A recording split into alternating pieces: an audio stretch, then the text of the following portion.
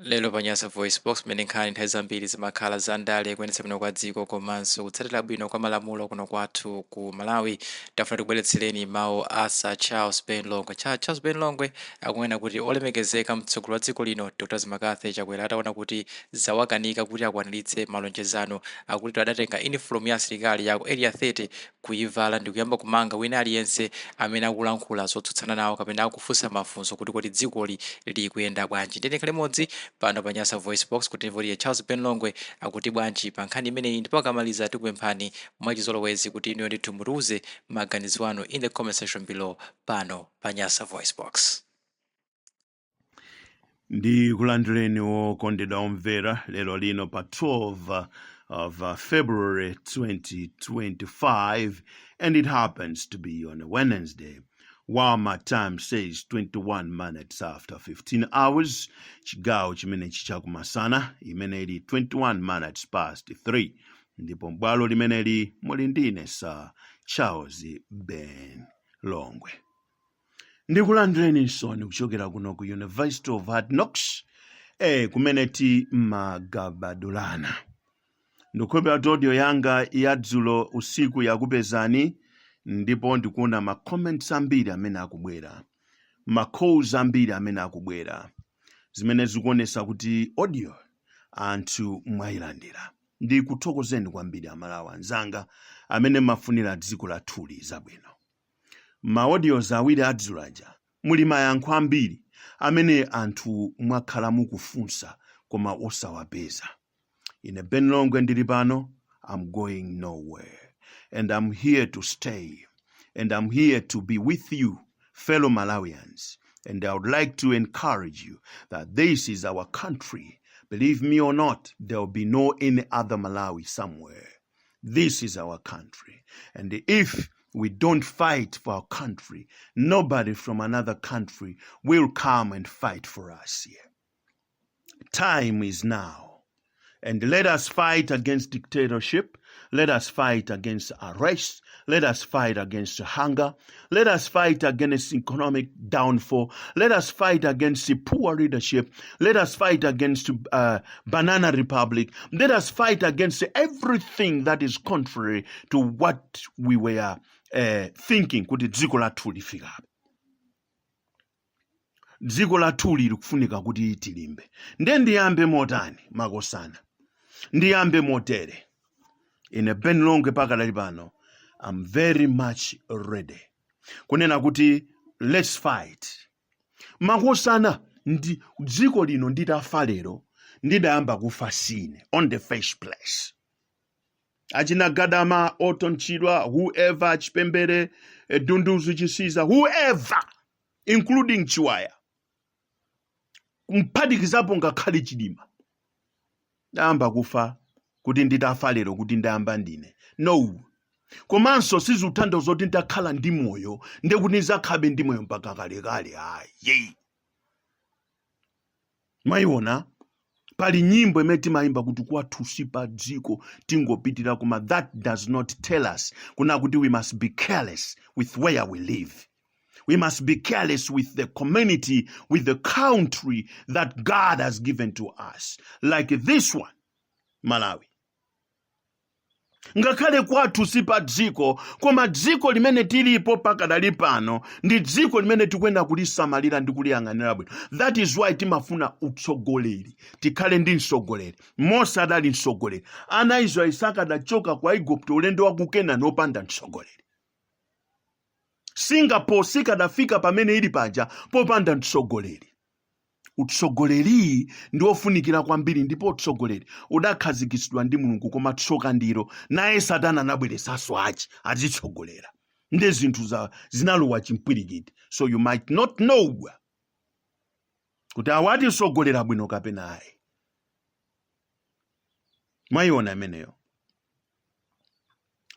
Ndikukhulupirira kuti ma audios adzulo ayankhako mafunso ina amene anthu ena munali ndi mafunso amene simunapeze ma audios ameneyo. Please taafufuzeni or come into my inbox +26598075228 4. Let me repeat +26598075228 kapena 0980752284 namba ya Ben Longwe ku Malawi, ndipo ndiri kumudzi kwathu ku Nkhalebe. Mwayiona imeneyo? Ndiye ndifuna ndikuze na Malawi kuna kuti lero lino choyamba chimene ndiyambe pano chikhale choyambirira chokuti ndiyankhule, ndipo ndiyankhule kwa Dr. Tupere Muluzi as I started yesterday. Ndiyankhule ku UDF as I started yesterday. Kunena kuti bwana Tupere Muluzi, people did not give up on UDF.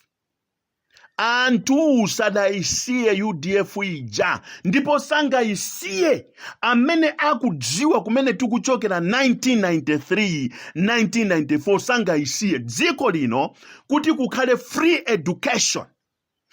Ana azipita ku skulu osalipira fees. Zinachitika within 100 days of Dr. Bakiri Muluzi's reign. Within 100 days.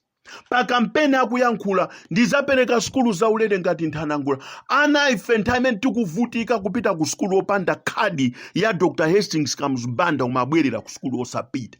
Tsokaso mwina kupakana kutumiza youth ku nyumba kuti azagwire makolo chifoti akulephera kugulira makhadi ana awo akuti azipita ku skulu.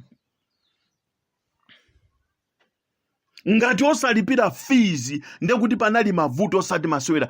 Dr. Bakiri Muluzi amapanga kampeni yonena kuti ine ndizabweresa skulu zaulere, ine ndizabweresa skulu zaulere. Atatenga boma within 100 days. Imene ili almost 3 months. Skulu zaulere dziko lose from Chitipa to Nsanje. So anthu sangayiwale UDF nzosatheka bwana Tupere Muluzi. Musagonese UDF imene dzutsani. Dr. Bakiri Muluzi atatenga boma anasegula ma institutions ona kuti azibwerekesa ndalama dziko muno, ndipo dziko lidawonongeka zona. Lidawonongeka ndi anthu otchambatatesi, lidawonongeka ndi anthu opanga business akaunjika fama katenga ndalama. Matauni monse munali anthu a business okhaokha chifota aliyesa anali busy. Alimi amapasidwa mbewu ya chimanga, mbewu ya nteza, mbewu ya nyemba, kupasidwa fertilizer azikathira kumunda kwawo nziko musakhale njala. Mwayiona imeneyo? Akafika pamalo anthu amaseka, kuseka, amadziwa kuti tiye tipiteni ku msonkhano wa Dr. Bakiri Muluzi. Tikaseke tikayiwale nkhawa, nkapena china chonse. Anthu amakhala mu dziko losangalasa for 10 years. Nde anthu sangayiwale UDF. Ituluseni UDF imene, taibwereseni poyera. Musayisunge bwana Tupere Muluzi, Dr. Tupere Muluzi. Musayisunge UDF itulutseni. Ife tilipo pano. Ngati zikuvuta ine Ben Longwe ndibwera ku Blantyre yakonko mundionese kuti matulukira apa ndituluse UDF uyo, ndikutuluse na bwana tiende tizungulire dziko lathuli taonese kuti yero. Nyimbo anayimba malemu Lucius Banda kuti kumpoto tikaona kuli yero, tikabwera pakati kuli yero, kumawa kuli yero, kumwera kuli yero. Yero atuluke ye. Ndifuna ndikuze ni yero amene adasiya Dr. Bakiri Muluzi alipo mpaka na lero. Muzadabwa as I said yesterday. Mukabwera Nkhatabigulu muzapeza yero watuluka. Mupite kumzuzu yero watuluka. Mupite kukaronga yero watuluka. Pitani kumulanje yero mukamuona akutuluka, because people cannot forget where they come from. Momwe anthu sangayiwale kumene adachokera ndi Malawi Congress Party ndi nkhanza ndizochitika za upandu, sangayiwalenso zabwino zimene UDF idabweresa mdziko muno. Tulusani UDF abwana. Ituluseni UDF. Ine Ben Longwe ndifuna ndikuzeni ngati kuli nthawi yonena kuti sopano uactivism kusiyaka yapo tipange kaye zandale zokaye ndilirede sopakadalibana. Tibwereseleni UDF. Ibwereseleni UDF abwana. Simuli nokha iyayi. Dr. Tupere Muluzi simuli nokha dziko muno. Chimene chocho nde muchidziwe. Simuli nokha. Ndendikati simuli nokha muli ndi ndani. Ife Amalawi Amalawi wina ndani? Charles Ben Longwe ali ndi. Palibe kuopa mdziko muno kuti tiziopa tizikhala njenjenje. Ife ndanena kale mu audio ya dzana ya dzulo mamawa kunena kuti ife pokavota sitimavotera mulungutu chifukwa mulungu samuvotera. Simungavotere kuti tikumvotera uyu akhale mulungu wathu iyayi. Mulungu savoteredwa. Timavotera mtsogoleri. Ndesidavotera Dr. Lazarus Makathe Chakwera kuti akhale mulungu kuti ife tiziopa mdziko muno. Vuto la Dr. Lazarus Makathe Chakwera ataona kuti sakwanisa kulonjeza zimene adalonjeza, zimene anzawo ngati Dr. Bakiri Muluzi adazikwanisa within 100 days. Iwo zitawavuta zoti anthu azidya katatu ndi zina zotero, kusisa fertilizer amati fertilizer zafika pa 4,000 chakuti mene amankhulira ndi amati kwa anthu osaukitsitsa azamusisiratu. Zitavuta zimene zija anayamba kuvala mphamvu za ku area 3. A Dr. Lazarus Makathe Chakwera anavala mphamvu za ku area 3. Anthu akafunsa kuti apa pachitika bwanji, apa zikukhala bwanji, iwo amatenga area 30 ndi kuivala ndi kukhala chiopsezo kwa anthu kuti asafunse funso lina lililonse, asankhule zilizonse. Izi taziona pa ulamuliro wawo akutapa anthu ngakhale pa WhatsApp. Ulendo wina anatenga dokta wina kudedza, chifukwa anapereka comment kumutenga kudedza kuja kukamanga kulilongwe. Ulendo wina adatenga kansika na kabutu kena kakwa chinsapo chifukwa cha zocheza zapa WhatsApp kwa mtsekera. Pompano adatenga kabutu kena kamene kamayankhula zokhuzana ndi mashina amene amatagulidwa ndi amakra kuti aziwe pompano mpaka na kukhofu. Mmene ndikunenera pano Mangocha anamtenga kukaronga ndikubwera naye kuchana chifoti wayankhula zinthu zimene sizidawasangalasi. Kuvala area 30 sopano kukhala chiopsezo. Area 30 mene adachita kuipeza mdziko muno. Ena aenda ndi area 30 omwe. Koma area 30 mene idalephera kuwasunga enawo. Malawi atavuta kuna kuti tikufuna kusintha. Mabwana ndifuna ndikuuzeni ku State House. Malawi akafuna kusintha. Kuti tufuna kusintha kumene kwalira mfuti kumene amapita. Saupa. Igalira amapita kumene kuti kaone waliza ndani. Nde Malawi amene. Abwana ngati mukanavala malonjezano anu ndikuyamba kuwakwanirisa munavala suti yabwino. Ikanakhala suti tikanati ndi suti yabwino. Malonjezo amene malonjeza inu mu campaign 2019, 2018, 2019, 2020 ndikuvala suti manager ndikuyenda nayo paka dali pano munalibe opikisana naye. Udictator ukanaenda bwino. Fanthu akanangoti boma ndilo mweli. Koma akamati boma ndilo mweli paka mapoka nkati mwakuti mimba zawo zikukana. Akamati boma ndilo mweli chifukwa yutafuna kusangalaseni. Koma mimba zawo nkatimo zikukana kuti no, I know this boma, no, never. Minda yawo ikukana. Akamati pakamapa boma ndilo mweli koma minda ikuti muhunama boma silo mweli. Boma likana khali mene kana. Anzanu atatenga boma malemu Professor Bingwa Mutharika anabweresa program ya Green Belt. Anthu amapanga ulimi othirira. Amapasa zida. Mamizimu. Kwalimbikisa anthu segulani tima company tima industries ntanta Jewish. Ziko lyaliyesa nali busy. Kupanga zinthu zoti zithandize. Ziko linopezo tinjala. Kumanga nkhokwe. Masomphenya amene kumanga nkhokwe. Mayiona amene nkhokwe za chimanga. Mziko mukhale chakudya. Koma bwana chitengere ni boma. Kungozungulidwa ndi anthu opanda nzeru. Kungozungulidwa ndi ma advisors ambirimbiri opanda nzeru. Ongofuna kudya. Kuzungulidwa ndi azibuso opanda masomphenya. And the Bible imandiyankhulira bwino. Akuti opanda masomphenya anthu amaonongeka. Bible oto limene malidziwa. Without a vision people perish. Ziko lingati anthu akuonongeka chifukwa choti vision mulibe, masomphenya mulibe. Tindisogolera opanda masomphenya, kulibe masomphenya, nothing. People can't be satisfied kuti a president athu achena akuyenda ali pansewu akudumpha akuyendesa njinga yakapalasa, akuti apresident athu tsopano akupanga ma press ups, ali physically fit. Apresident ndi zimene anthu angakhalire mdziko muno. Are you serious? Anyamata ano amakhala busy kutumiza ma pictures a president, ma pictures a nduna, ma pictures a chani pa social media. You think that is enough? No policy, yothana ndi kugwa kwacha, koma you got policies, yogwetsa kwacha every day. Zimene anzanu adakana, malemu bingu wa mtalika adakana. Sininga gwetse kwacha fa anthu anga azavutika mdziko muno. Inu mwabwera dolo, ganiza bo kwacha izingogwa, anthu lero tomato weni akumugula mmodzi, akumugula pantengo umene amagulira ndiwo zodya banja lonse, akugula tomato mmodzi. Malawi muno. Mwina simudziwa zimenezo.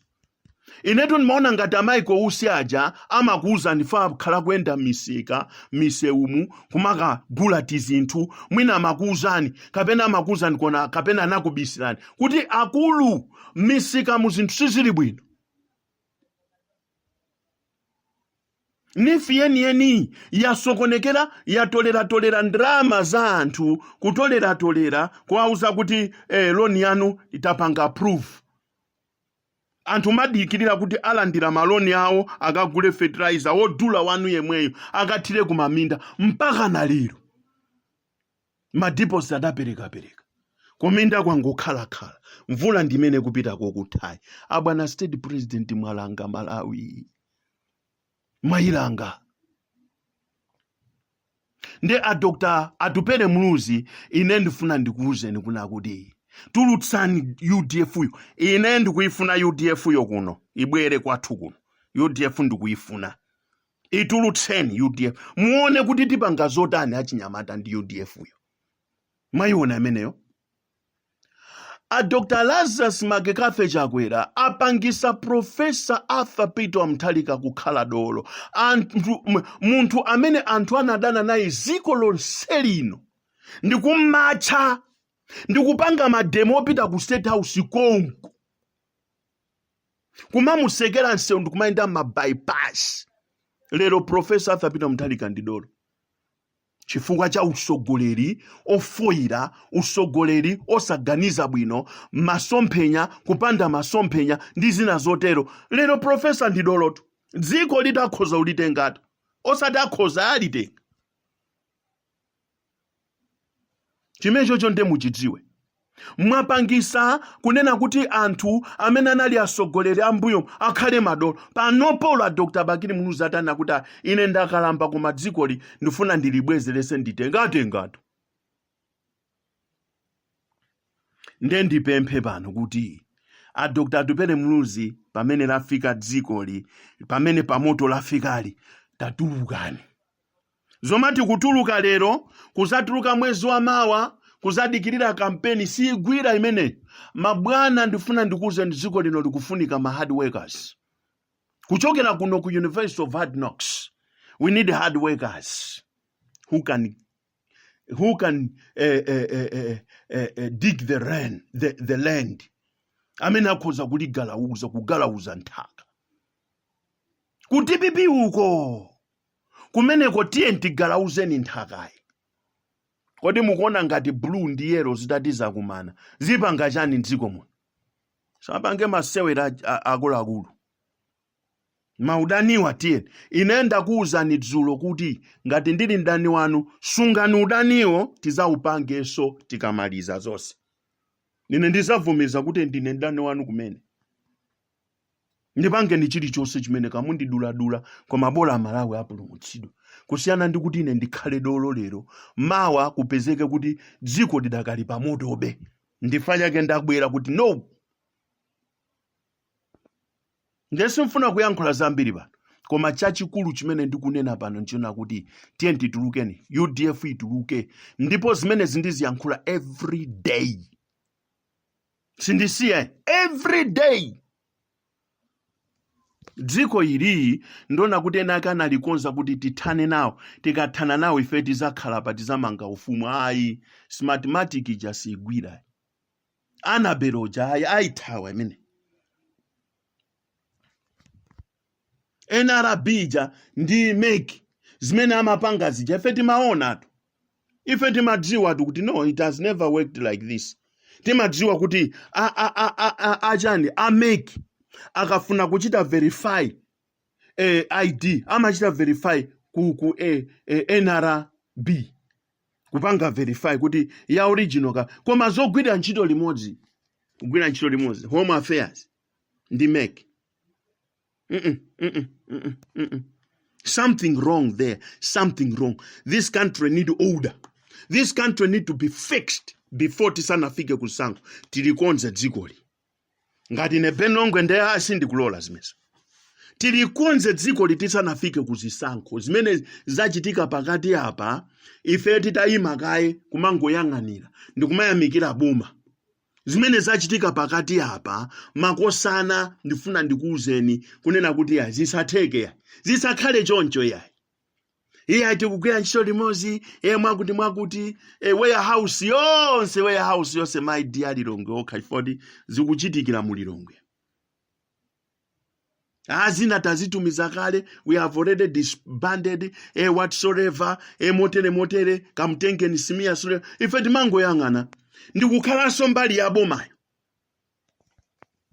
chifukwa pena pake tikamayankhula zinthu enake samafuna kumva koma zimenezo zadutsa zilibe ntchito. Let us fix our country now. Tikonze dziko lathuli pano. And I'm not joking. I am not joking. Alaitoni Mangochi kukalongako mundimve kuti dzikoli likusowekera kuti tilikonze. Maiona imeneyo Richard Chimwemwe Mphepo kuncheuko mundimve zachibwana zokolana pano zimenezo zanu zimene zakolane dziko tikaliphula ndeti zakolana bwino kusogoloko panopo ayi asire nomwe amafuna zokolana za nthawi zonse fati madziwa mmene amayendesera zinthu zawo. Ndakutchulani Alaitoni Mangochi ndakutchulane Richard Chimwemwe Mphepo sinakutchuleni mwana wa masiye kumeneko sinakutchuleni Ahape Chizaso Gondwe ndakutchulane anti ku Blantyre kwanti yanga ku Blantyre inonse ndikutchulani zina koma ndimva indilekeze pamenepo ndipo momalizira ndipereke moni kwa m'bale wanga uyu ndamusowa kwambiri Kenneth Kaunda Maunga uko ku Johannesburg mwana wa kwathu kwa Ndala ndateya ndikupatse moni kodi uli bwanji mubwereko tu kujoniko kuli ntchito kumalawi kuno Kenneth Kaunda Maunga kuli ntchito kumalawi kuno aniko kumeko auze na anzanu kuti tenti zipita tikagwire ntchito kumalawi dziko lija tiliombole uhotile wadi mphanga kumene kumpyupyu ufumu umenewo usiye kayoko dziko ili munali ndine Sir Charles Ben Longwe. God bless you and have a very wonderful evening. Thank you.